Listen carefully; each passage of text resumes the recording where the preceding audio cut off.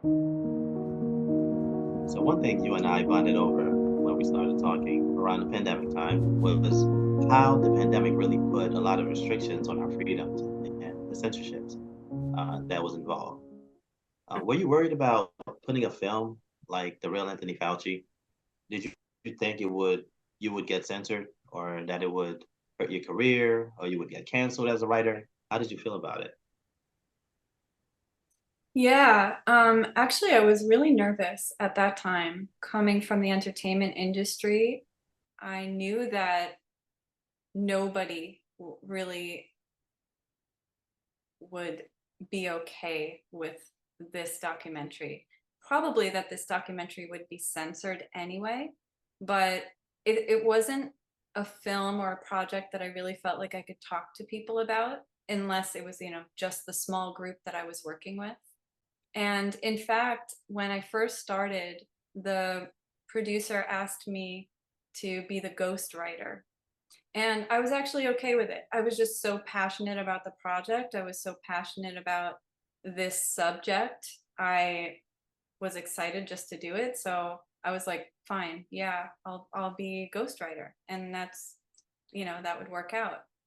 But as time went by, the producer asked me, he was like, do you want your name on it?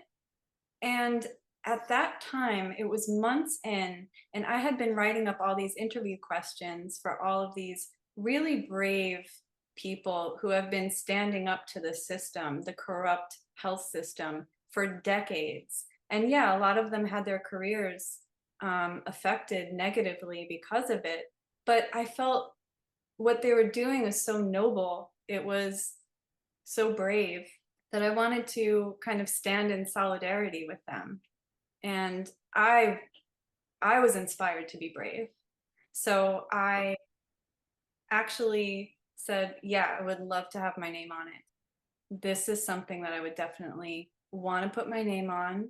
And and so he said, okay, great. And then that's what happened. I do have this as you're explaining the adaptation and taking the information that you've gotten from this 500-page book, right?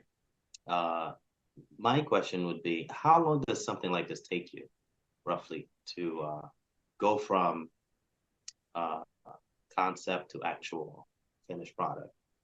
It would usually take much longer than it did, but it only took about 9 months, meaning the whole movie was complete. So I wrote the initial outline in 4 weeks, which is incredibly fast. And then throughout the following months, I had to constant updates. So I not only wrote the script, but I also had to write up all of these interview questions.